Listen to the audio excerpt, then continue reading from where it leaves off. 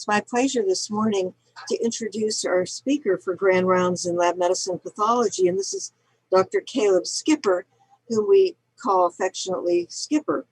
He received his MD from the University of North Dakota and did an internal medicine residency at the University of Washington, Spokane, and is in his fourth year of fellowship in adult medicine infectious diseases, where he's acquired a reputation for his work in cryptococcosis and has done a lot of global health work and studying cryptococcus in Africa. He has a number of publications, quite remarkable for someone at his stage of training, and he's a co-investigator on an NIAID R21 grant on HLA alleles and progression of human cryptococcosis, where he's studying how the host immune system directs a protected response towards the cryptococcus infection. And so this morning, however, he's going to talk on Cytomegalovirus viremia as a risk factor for mortality in advanced HIV disease with concomitant opportunistic infections. Welcome. We're delighted to have you. Well, thank you very much, Dr. Ferrieri, and I appreciate the Department of Pathology inviting me to share my research. I think as the researcher, you're always very excited about your research. Hopefully you guys will find something exciting to take away as well. And just full disclosure, I'm in my very last week of ID fellowship. I've accepted an assistant professor position here at the university. And so I'm excited to be able to stick around and yeah, look for all the opportunities to work with the various faculty and mentors in the future. But yeah, I've spent a fair amount of time over the last 4 years actually living in East Africa. I don't know if any of you guys have had the opportunity to climb Mount Kilimanjaro. But I had the opportunity in fall of 2019, and I love this picture because this is 3 degrees south of the equator, yet looks like a Minnesota winter on top. And so I had a really fun experience doing a 7-day climb to the top of the peak, which is at 19,000 feet. Not much oxygen up there. We were all a little bit loopy, but it was a good experience. But having spent all that time in East Africa, I've had the opportunity to really hone in on my research base there. And we specifically, with my mentor, David Boulware, focus a lot on persons with advanced HIV disease and classically with cryptococcal meningitis, though we're always looking for kind of new opportunities to study diseases that impact the health of this population. And so in trying to think of how I could continue to do research, but transition to something that's kind of a niche I can take ownership of myself, I've looked at some other opportunistic infections, and here I'm going to tell you a little bit about some of my CMV research to date. And then I'm going to basically present the specific aims of a K01 award I just recently submitted to further study this question. And for today, a few objectives just for us all. So one is to understand the role of that CMV plays as an opportunistic infection in advanced HIV disease. I think we probably here have more experience with it as a transplant opportunistic infection, where it is very, very important. But in this particular case, looking at it in advanced HIV. And then I want you guys to understand basically the hypothesis for how I think CMV might be modulating the immune system to make it a risk factor in these patients.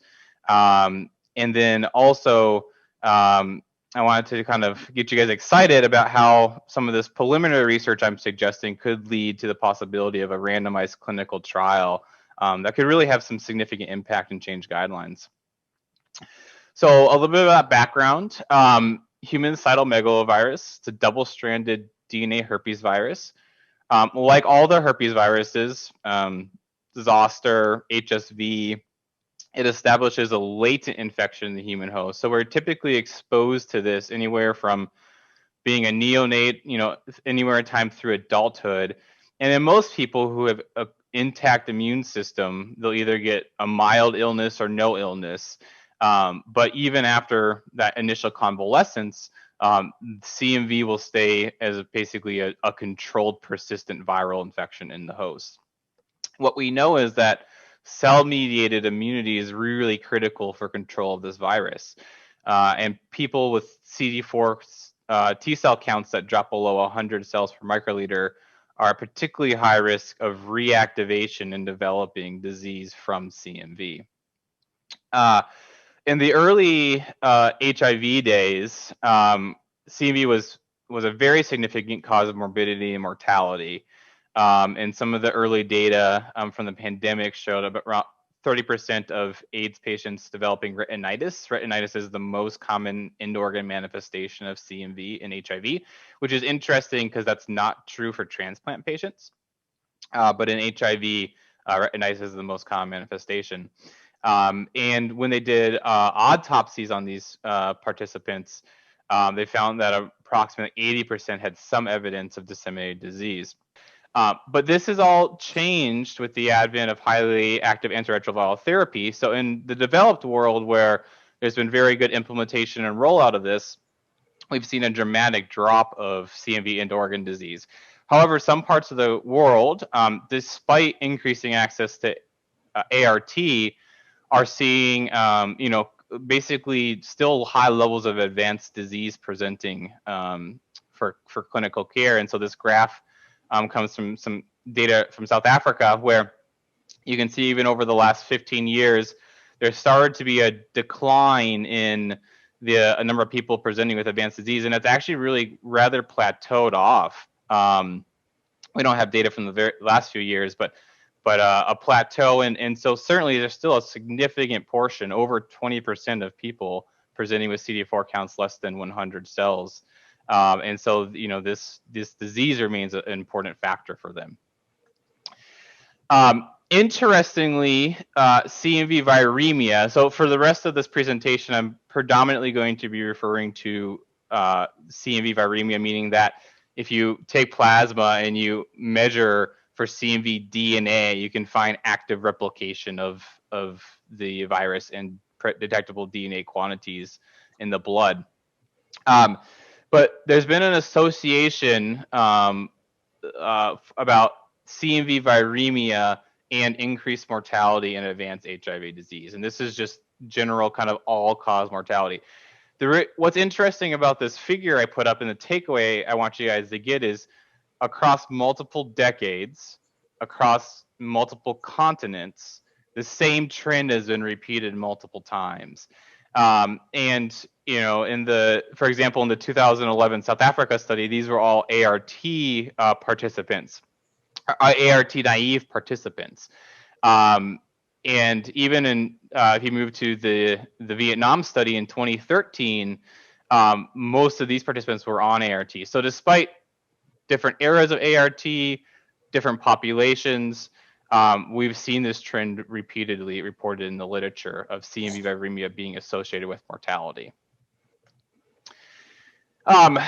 Specifically, one of my questions was, well, what about CMV viremia as it pertains to specific opportunistic infections, like, in my case, cryptococcosis? I looked into the literature, and Graham Minkies, who is a HIV researcher in South Africa, has presented some interesting data where he took 251 HIV TB co-infected patients, and what he found was that in his cohort, which had a median CD4 of 64 cells, the ones that had detectable CMV DNA versus the ones who did not have detectable DNA had a significantly increased risk of mortality at 12 weeks. And you can see here the p-value of 0.004. Now, when he plugged this into a Cox proportional hazards model where you adjust for other known risk factors HIV viral load, CD4 count, the age, sex, different other risk factors. The trend was still there. The hazard ratio was 1.7. It just lost statistical significance. You can see the confidence interval across is 1. But it was certainly a notable observation that in his HIV and TB co-infected patients, those that were CMV viremia did worse than those who didn't. So I took the time to ask the same question on our Cryptococcus patients in Uganda. And that led to this publication in Clinical Infectious Diseases, where we looked at this association. So the way we set up this study was I took basically stored plasma from a cohort from the COAT trial. Now, the COAT trial was David Boulware, who's one of our infectious disease faculty here at the university, his kind of landmark New England Journal trial. So this study, which David Boulware, my mentor, published in the New England Journal, looked at cryptococcal meningitis in ART-naive Ugandans who were randomized to either ART within the first 14 days or deferring ART for 6 weeks. This was a really interesting question because in almost all other circumstances, we know that starting antiretroviral therapy as soon as possible is beneficial. But what we found in this study was that actually early antiretroviral therapy initiation led to worse outcome. And this has changed now guidelines internationally to defer ART. And the thought process behind this is that starting ART early in these patients with neuroinfections actually leads to an immune reconstitution inflammatory syndrome in the brain. And that's a very bad thing to happen in the brain where there's no space for inflammation to go.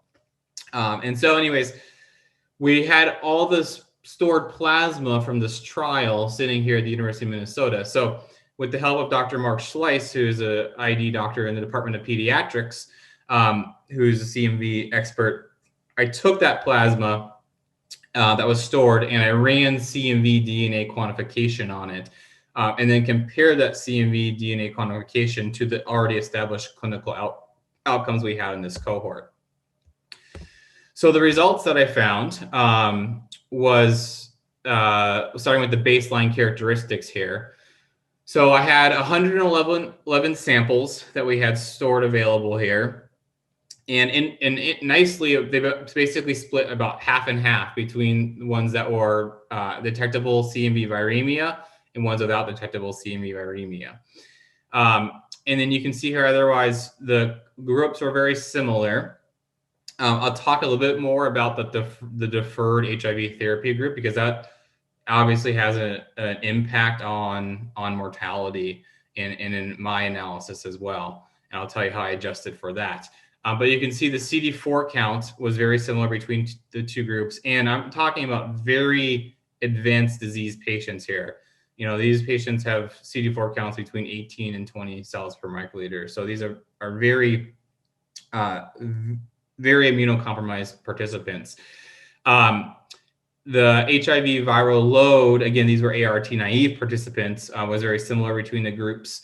And then you can look here and see that in the ones that had viremia, my median CMV plasma DNA concentration converted to international units per milliliter was about 500. So this isn't overwhelmingly high viremia, but it's more than just above the level of detection, which is at about 50 to 60 copies per mil. And so here, moving on to the Kaplan Meier curve I performed. So this is survival at 10 weeks after HIV-associated cryptococcal meningitis. And this is based on their baseline CMV viremia. So at the time of randomization, we collected this plasma. I'm measuring their baseline plasma for CMV DNA concentrations. And here I refer to CMV DNA detectable as positive and CMV negative as no detectable DNA. But what you can see is that I had a notable increase in 12-week or 10-week mortality in the CMV positive patients. Log rank peak value is 0.028. And so this was a really interesting finding that very much correlated and paired with Graham-Menkes findings in his TB patients. And so then I also did a similar thing where I plugged this into a Cox regression model in order to adjust for other known risk factors. We know that from our other research, there are several risk factors for poor outcome in cryptococcal meningitis. And so I wanted to be able to account for those things. And so on the left side is the univariate analysis, where you look at each factor independently. And then on the right side is the multivariate analysis, where you start accounting and adjusting for those other risk factors. And so CMV viremia is as a lone univariate factor, had a hazard ratio of 2.2 and a p-value of 0.03, showing significance for being a risk factor for that 10-week mortality. Interestingly, we found that being a woman was also a risk factor. This is not something we've observed in our cryptococcal cohorts previously, and so in my future research going forward, this is something I am going to pay attention to. And then, as expected, very similar to what the parent trial found, getting early ART was a risk factor for mortality. So important to adjust for, particularly the other significant ones being a woman and early ART. And you can look at, when I adjust for all these factors with CMV viremia, not only do I maintain statistical significance, but the hazard ratio actually increases to over 3. So this is a really interesting finding. Neither David or I were quite expecting this, but certainly there seems to be a marker here that this is worth investigating further. Now, granted, this is retrospective, and there certainly are some limitations, which I'll talk about, but certainly a notable finding nonetheless. So the big picture question is this cause or is this effect? Meaning that, is CMV somehow driving this increased mortality that we're seeing, or rather is CMV a sensitive marker of immune dysfunction, perhaps more sensitive than the CD4 count is, that these patients are at higher risk for poor outcome from something like cryptococcal meningitis or TB infection. The limitations of this retrospective study is it was done on an interventional trial. So, obviously the intervention itself had impact on mortality. And I did adjust for that in my analysis, but certainly that's still a factor. I had no way to assess for end organ disease. And so, this is just CMV viremia, irregardless of end organ disease, which is an important piece of it, but it would be also helpful to know how end organ disease correlated to this. And this is only CMV, there's CMV viremia at baseline. And so I don't know what that looks like over time.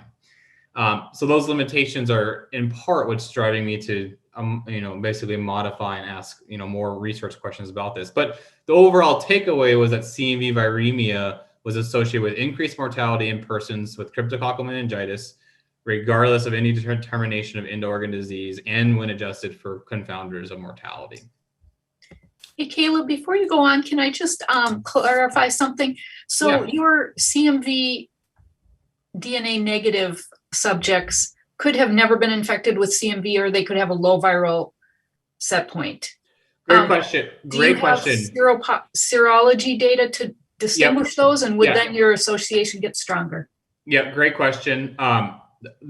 Every single one of these patients is seropositive, IgG seropositive for CMV. Okay, thanks. What we know is that in the US, adult seropositive prevalences are typically 60 to 70%. In sub-Saharan Africa, it's ubiquitous, and it's almost always 99% of the population, which is kind of interesting. So we did check that just to make sure, but all of these participants are seropositive and at risk for the reactivation of CMV viremia. Great question. So I asked myself, someone must have, this is 2019, I did this. Someone must have looked into this before about, doing, basically to determine if this is a modifiable risk factor. Why don't you give these participants anti-CMV therapy and see if you can, influence their outcome? And I assume someone must have done this before. And so someone has done this before. But there's an interesting caveat of why this has never really gained foothold. So there were two major trials done in the mid-90s, in the early era of ART. One was called the Syntex 1654 trial by Dr. Spector, and the other one was the CPCRA23 trial, which was done by Brosgard and company. And basically, they found kind of conflicting results. So just to summarize them real quickly, the Spector study took CMV seropositive participants without active disease. They all got baseline retinal examinations to exclude active CMV retinal disease. CD4 counts were all under 100. ART was permitted but not required. And they did a placebo-controlled trial of oral ganciclovir, which is really all we had that time, versus placebo. And they had 725 participants in their study. And what they found in this first trial was a significant reduction in end-organ disease, 26% in the placebo group versus 14% in the ganciclovir group. And then also significance in the CMV-free survival. Their all-cause mortality had a favorable trend for ganciclovir, though it did not reach statistical significance, you can see there. They did note that there was a higher incidence of renal injury and the need for erythropoietin, or granulocyte stimulating factor, in the ganciclovir group. But this was a promising thing that was shown that kind of supported the idea of adopting preemptive or prophylactic anti-CMV therapy in these high-risk, low CD4 count patients. But just the following, basically 2 years later, the Brosgard study came out, which is extremely similar. CMV seropositive without active disease. The one difference is they did not do baseline retinal examinations. They only did retinal examinations if there was concern for active disease clinically. Same parameters, and they did oral ganciclovir as well versus placebo. They had almost 900 or almost 1,000 participants in their study. And unlike the Spector study, they found no benefit to ganciclovir in end-organ disease reduction, no benefit in CMV-free survival. And while their all-cause mortality was also trending in favor of ganciclovir, it did not meet any statistical significance. They also had a significantly higher rate of total adverse events in the ganciclovir group, including grade 3 neutropenias. And specifically, they found this poor outcome in people who are taking didanosine, which is an antiretroviral we don't use anymore. But at that time, it was one of the only ones we had. And so what my understanding is, basically in the context of these two clinical trials, which both showed some risk of harm from this drug and conflicting evidence of benefit, the idea of using anti-CMV therapy, basically to prevent end-organ disease or mortality in these participants with, CD4 counts under 100 until they could immune reconstitute, never took hold, and they never made guidelines and never took hold. And it was kind of just lost. I did find an attempt at kind of a follow-up question or trial to this in 2009. Wool et al. Did a similar type of study, but you can see they only had 47 participants in their study. They did use valganciclovir, which is a better orally bioavailable drug than ganciclovir is. But ultimately, they determined that, while their study was underpowered, they didn't find any evidence of benefit in end-organ disease or all-cause mortality. And so really, up to this point, there has not been convincing evidence that anti-CMV therapy can mitigate the poor outcomes in these types of participants. So this leads me to my hypothesis, which is that persons with advanced HIV disease and opportunistic infections, particularly Cryptococcus and tuberculosis, are more likely to suffer poor outcomes, including death, if also CMV viremic. The things that I don't know that I'm very interested in asking are, is CMV viremia a risk factor over time for poor outcome? meaning that, you know, I looked at baseline viremia, but what does that viremia load do over time? And is there magnitude and duration of viremia part of what, you know, drives the risk? Also, and a really interesting question, I think, is what happens immediately after ART initiation? So in these cryptococcal meningitis participants, they have 6 weeks, whether on anti-cryptococcal therapy, that they're not on ART, and then they start ART. And so, you know, is there a period of time that perhaps anti-CMV therapy could, you know, basically mitigate their risk until they can start ART, and then until, you know, several weeks later or months later, they can start to immune reconstitute. Maybe there's a benefit for anti-CMV therapy in that window.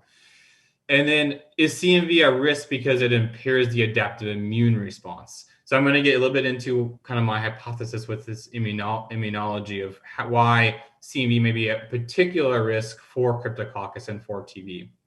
But again, this brings the big picture question: is it a modifiable risk factor for death in these participants? In other words, can we do something about it to mitigate this risk? So this leads me to my aims. And it's a little bit wordy, but I wanted to include my full kind of aims here just so you guys could read them in detail if you're interested. But my first aim is to determine if CMV viremia is a time-dependent risk factor for 12-week mortality in Ugandans with advanced HIV disease and concomitant cryptococcal or TB neuroinfection. And I hypothesize that detectable CMV viremia will be a time-adjusted risk factor, which I'm going to measure at 0, basically at baseline, at 2 weeks, at 6 weeks, and at 10 to 12 weeks in people with these concomitant infections. And then I'm going to look at the mortality risk based on the magnitude and duration of viremia over time, which I can do with these serial measurements and doing some kind of area under the curve type calculations with their viremia. Here's just a little table kind of representing that. And again, at 6 weeks is when we would initiate ART. So it'll be really interesting to see what happens to the CMV viral load in the, you know, basically in the 4 to 6 weeks after ART initiation until the end period of the study. And then the approach, basically, I'm going to look at 200 participants. That's my goal enrollment. And I'm going to collect clinical outcomes on CMV retinitis. So actually looking for end organ disease, the development of immune reconstitution inflammatory syndrome, meningitis relapse and rehospitalization, and then 12-week all-cause mortality. These are kind of the a priority outcomes I'm really interested in looking at. In order to accomplish this, I'm leveraging the resources around me. So as I mentioned, David Bowler is my primary mentor. He has several R01 funded trials in Uganda. And so basically he's able to enroll this cohort for me under various different studies that I can, you know, then plug into and access these patients. And then Dr. Schleiss, as I mentioned, is an expert in human CMV disease, and his laboratory has a validated assay to determine CMV DNA concentrations from plasma. I actually hope to take his assay and implement it as kind of a capacity building a piece in the laboratory in Uganda, which would be a nice thing in order to expeditiously, you know, be able to determine these concentrations for these participants, and also, as I mentioned, you know, to build capacity in the laboratory there. And then kind of surrounding all of this, I plan to pursue a master's in clinical research through the University of Minnesota School of Public Health with a focus on biostatistics in order to be able basically to kind of get a little bit more fancy with my time to event modeling and Cox regression models. You can do these cool things with time updated covariates. So where my prior models basically looked at CMV as a consistent risk over time, you can actually adjust for how that risk changes over time with a time updated covariate, which will be interesting. And then Kathy Holsiak, who is a PhD biostatistician in the School of Public Health, has agreed to help mentor me through this.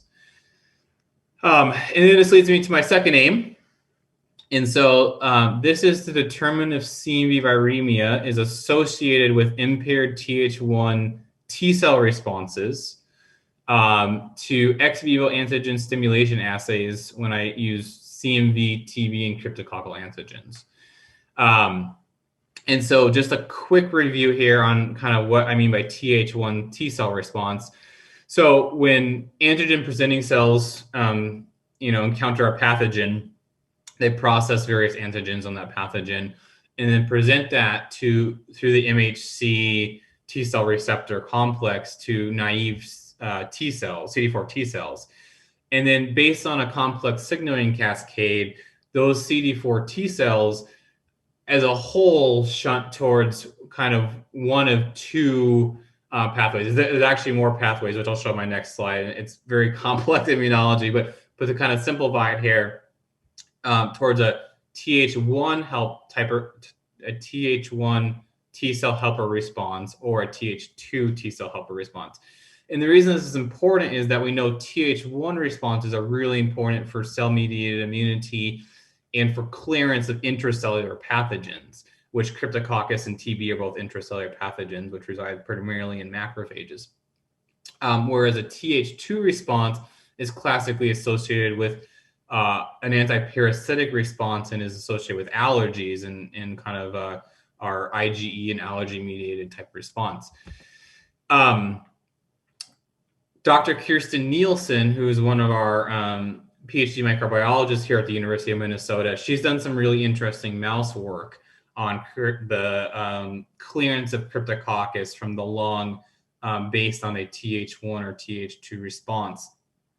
And so just a little bit of background is that we know from various studies that chronic type 1 interferon upregulation, so this is like interferon alpha, importantly, this is not interferon gamma, which is what I'm interested in, has been demonstrated to impair Th1 immune responses to pathogens in mice. And so CMV is one of these virus infections. It's chronic in people who are reactivated that upregulates this type 1 interferon gamma response. And so theoretically could shunt the pathway towards a Th2, or basically shunt it away from a Th1 immune response. And then specifically in humans, stimulation of peripheral blood mononuclear cells, PBMCs, with specific CMV antigens has demonstrated lower levels of interferon gamma and TNF alpha, which are important Th1 response pathway cytokines in CMV antigen positive kidney transplant recipients versus the antigen negative recipients. And then if we get to Kirsten Nielsen's work here, you can see on the figures, she has basically demonstrated that when you have kind of an IL-12 interferon gamma predominated response that shifts your cells into a Th1 pathway, you get improved fungal clearance of Cryptococcus neoformans from the mice of lungs, versus when you go more down an IL-4, IL-13 mediated Th2 response pathway, they noted that Cryptococcus disseminates better throughout the lungs. And so this is kind of interesting preliminary data. This data really does not exist in humans yet. There is a publication from Scriven, which did show that in persons given early ART with cryptococcal meningitis, which we've already established is a risk factor for poor outcome, those participants had higher levels of IL-13 in the CSF at day 14. So again, just kind of supporting the idea that perhaps, in cryptococcus and disease like Cryptococcus, moving their immune response towards a Th2 predominant response is detrimental, and could CMV be potentially potentiating this. So in order to study this, what I'm going to do is basically do a whole blood antigen stimulation assay ex vivo. And I want to take peptides from CMV, which I'm looking at PP65, tuberculosis, which I'll use like a peptide pool of multiple TB antigens that Tyler Bold, one of our new faculty here, has been using in his TB research. GXM, which is one of the capsule antigens from Cryptococcus. and then I would use a positive and negative control. And I would incubate whole blood with this antigen stimulation assay, and then basically do two different experimental outputs. One would be to take the supernatant and run an Illuminex multiplex assay and measure basically the global cytokine response to see if there is a Th2 cytokine predominance in the CMV viremic persons versus the non-viremic persons maybe having more of a Th1 response. So that would be an interesting piece. And then the cell pellet I want to take, and I want to do intracellular cytokine staining and flow cytometry on that to look specifically at the CD4 T cells and see what those CD4 T cells are doing with their interferon gamma production in the viremic versus non-viremic patients. And then I can, because I'm going to do this on the same 200 subjects as AIM-1, I'll have their clinical outcomes. And so then I can correlate and associate the immunological findings to the clinical outcomes in these patients. I'm not an immunologist. I'm an infectious disease doctor. And, despite having a really lovely infectious disease training program, immunology is not a big component of that. So I do need some further immunology training. David Meier is a Ugandan ID physician who also has a PhD in immunology. He's worked closely with David Boulware and our team for the last decade. And so he'll be serving as my primary immunology mentor in conducting these experiments, which I plan to do in Uganda. They have a fax Canto flow cytometer there and Luminex machine. And then there's these cool courses from the American Association of Immunologists, week-long in-person before COVID. We'll have to see what happens now. Courses to basically teach immunology to medical science people who are not immunology trained. And so there's a basic course followed by an advanced course. So the deliverables of my KO1 research plan is I expect CMV viremia will be associated with a time-dependent risk of death, as I previously had an association for my retrospective study. And then I think it'll be characterized by a functional impairment of Th1 cytokine and CD4 T cell helper cell profile to opportunistic antigens like Cryptococcus and TB. If I can confirm these initial hypotheses, this would certainly build a strong argument to propose a interventional trial of anti-CMV pharmacotherapy in these participants to see if CMV-based viremia is basically a modifiable risk factor in this population for mortality. I'm kind of closing up my time here, so I'm just going to briefly mention this. This is not part of my K award, but I've kind of structured this as a future aim. But basically, what would be really interesting is to potentially use one of our novel anti-CMV drugs. So there's two new drugs, relatively new drugs. Letermovir is one of them, and maribavir, which is still in clinical studies, but it is, I think, approaching the end of a phase 3 study. But these act in novel ways on CMV, and they're oral, and they typically have a better safety profile than our classic anti-CMV drugs like valganciclovir. And so these might be really interesting drugs to study in a future proposal. And I have the mentorship around me, I think, to conduct a future randomized trial. So I've been involved in multiple randomized trials already. In particular, the ENACT randomized trial there, we published the phase 1 study of, and this is really exciting. This is oral Amphotericin B. So Amphotericin B, which is our key antifungal drug, has only been available IV to date. A company has developed an oral formulation of this, and so we're studying this in our cryptococcal meningitis patients. And we did a safety and tolerability study to start with. And so I have basically the experience to do a safety and tolerability study with an anti-CMV drug with the help of Dr. Melanie Nickel, who is one of our pharmacists here at the University of Minnesota. And so this is kind of my last slide here. So in my kind of a goal to transition to independence, I hope that the data collected as part of this KO1 grant can serve as critical preliminary data for a future R01 or maybe perhaps an R21 as kind of a pilot study to conduct a randomized placebo-controlled trial of oral anti-CMV therapy in persons with advanced HIV disease in concomitant opportunistic infections. And so here are my primary mentors and key contributing mentors, and then several people who have kind of helped me develop the proposal and the idea along the way. And so with that, my conclusions are that CMV viremia has been associated with mortality in advanced HIV disease, as I showed across multiple decades and multiple continents. And this risk factor appears to hold true in my cryptococcal meningitis population. I think that CMV may be imparting its deleterious effect via modulation of the host's immune system, in particular impairment of the Th1 helper T cell pathway.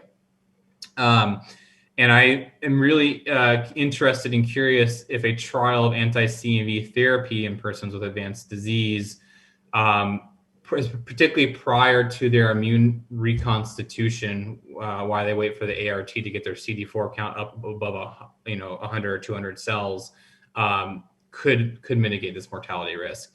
So just kind of a cool figure on the right side here, kind of showing that concept. And with that, I will leave my specific aim up here and open up for questions for you guys. Thank you so much, Skipper. I think that this serves as a great opportunity to open up your work to members of our department. As you may know, we have quite a robust and famous immunology center with many of those faculty members with their primary appointment in laboratory medicine and pathology. And as you get deeper and deeper into this immunologically, I see potential opportunities for collaboration with our faculty. And some of them are on this presentation today and may wish to ask you questions. Dr. Hogquist did ask one early in your talk. And so with that, we'll entertain any questions and start with Hank Belfour. Yes, this is Hank here. Skipper, that was a very lovely presentation. And I have a comment and a suggestion. Yeah. The comment is that CMV and HIV/AIDS have been intricately intertwined. Between 1981 and 83, CMV was actually considered to be the #1 leading candidate to be the cause of HIV/AIDS, which is interesting. The comment that I would have is further to look kind of at some of that early literature, and especially the CMV retinitis story. The suggestion I have is you're going to have samples, and I think you should look at EBV, Epstein-Barr virus quants as well, because this would add a dimension to your opportunistic diseases in your African population, Skipper. But congratulations for a very well thought out and well presented talk. Thank you. Other questions for Dr. Skipper or comments? Caleb, it's Chris again. Just in terms of your proposed mechanism, have you or anybody else ever looked at whether mortality correlates better with biomarkers of chronic type 1 interferon responses? I know there have been some nice panels developed for that. Yeah, I don't think in the cryptococcus, like the HIV with Cryptococcus specific cohort, I have not seen that. My guess is that there probably has been some literature done on HIV as a whole. I don't have that literature off the top of my head, but that is an important piece of it, I think, in understanding these upregulations with these viral infections. Yeah, and you might capture some other, cofactors of disease besides CMV, like EBV and others, that would also elevate the chronic interferon. Skipper, this is John Crossan. Very nice discussion. I want to ask you a general question about laboratory support in Uganda and get your impression about laboratory support. I've actually been in Uganda and I've toured some different laboratories there, and my impression is that the general clinical laboratories in Uganda need a lot of improvement, but that the laboratories that have some support from Western countries are much better. So can you comment a little bit on the laboratory support in Uganda, particularly for microbiology and immunology Tess? Yeah, I'd love to. You know, like I mentioned, I've been fortunate to have the opportunity to spend most of the last 2 years in Kampala. And you're 100% right. So out in the community-based clinics, laboratory support is often suboptimal in many ways. Even if they often have a PCR machine, they won't have reagents for it. Just a lot of limitations apply. As far as HIV care, like much of sub-Saharan Africa, the government has really made an effort to centralize those processes. So they try to do HIV viral loads.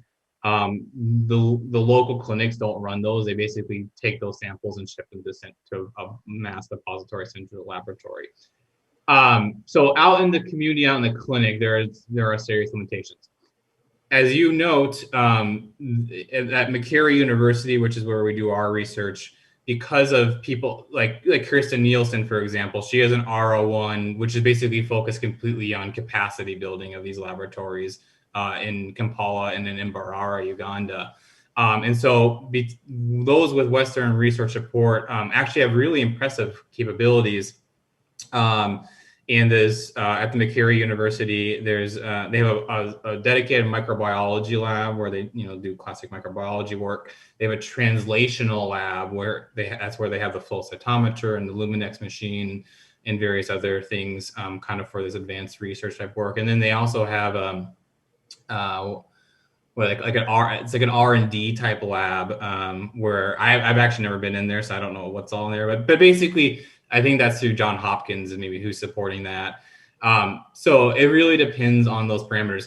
One thing that I'll comment on is in any of our work that we've done in Uganda, one of our goals as a team has been to take our findings, particularly if they're important findings, and use them to advocate for increased access to resources. So for example, we've shown not myself, but my team has shown over the years that flucytosine is a really important drug to treat cryptococcal meningitis. The classic was amphotericin and fluconazole.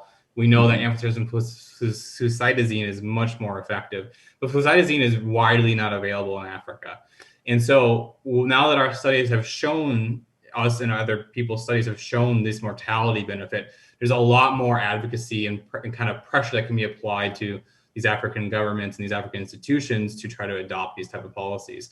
And so it's a similar type of thing where if we can show that being able to measure CMV DNA concentrations is an important part to improving outcomes in participants with advanced HIV disease, that does build some impetus on these institutions and governments to basically try to adopt these practices. But you're 100% right. In the clinic, resources are sadly limited at times. And in places that have external research support, there's actually really impressive facilities available.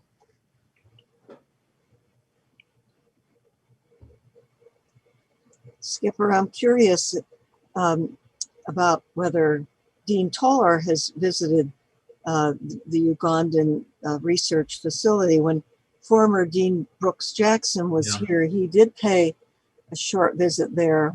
What's going on with Jakob?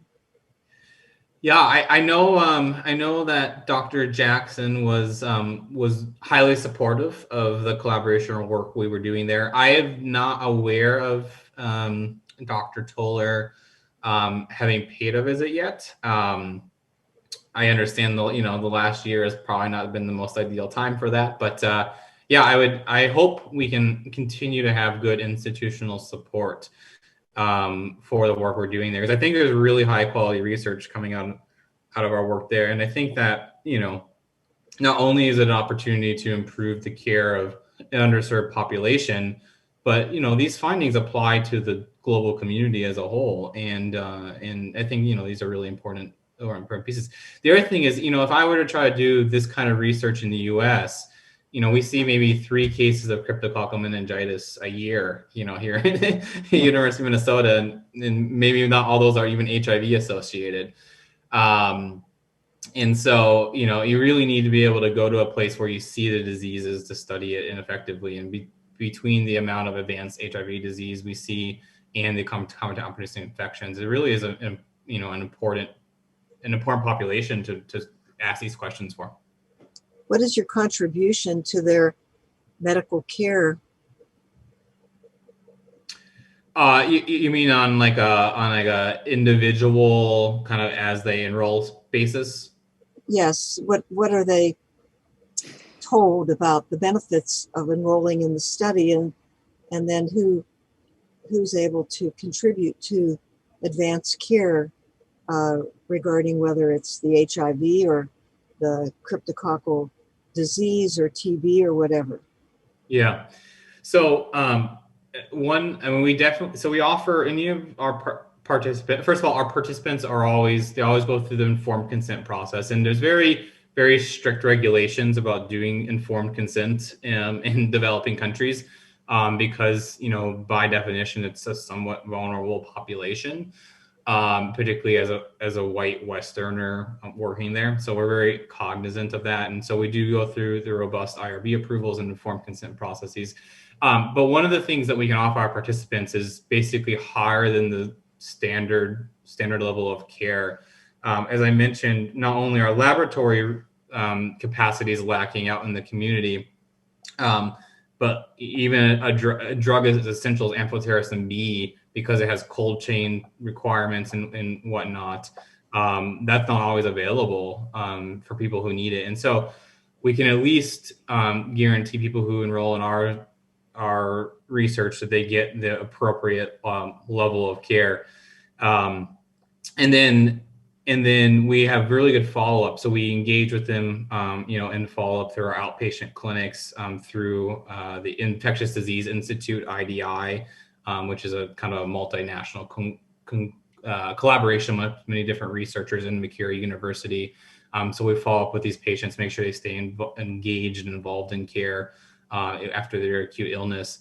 And so that's what we strive to offer on the front end. And then, of course, on the back end, we hope that by having these findings, we can implement policy changes on a local and national level to advance the care of the whole population. Thank you very much. Are there other questions or comments for Dr. Skipper? We have a robust audience on the virtual presentation as we... Well, I've got a comment, not to try to defend Jacob for not being able to get there, but Brooks had a prior relationship with Uganda, and Johns Hopkins actually set up a laboratory there. I believe it was Uganda, but it was. Yeah, and that was one of the sites for what I believe may have been the biggest grant I've ever heard of.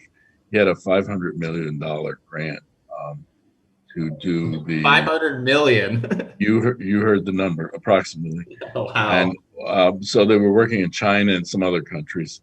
It was on the maternal fetal transmission of HIV, which they sort of knocked that problem. And we've actually had one of the members of his team give a grand rounds to us. I can't remember the gentleman's name, but they started using drones actually for samples and things and whatever else. So he's got a long history there.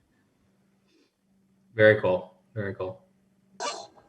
And that was Timothy Amukele. Thank you. No, there you go. Thank you so much, Stephanie. Thank you, Amy. Well, if there are no further comments, I want to thank you for a very stimulating and exciting presentation, Skipper. I think that there may be opportunities for you to interact with some of our faculty members in the future, in the near future, or more distant future. So we wish you all the very best in your K1 application and hope to hear from you again. Well, thank you very much, Dr. Ferrieri. Sorry about the audio hiccup at the beginning, but I think we got through that. And yeah, I'm an eager learner, and I certainly have a lot to learn in the realm of immunology, particularly. So I'm always looking for mentorship and opportunities to collaborate and learn more. And so now that you guys all know me, yeah, think about any opportunities, and I'll be around. So now feel free to reach out to us, Caleb. All right, you guys all have a great day.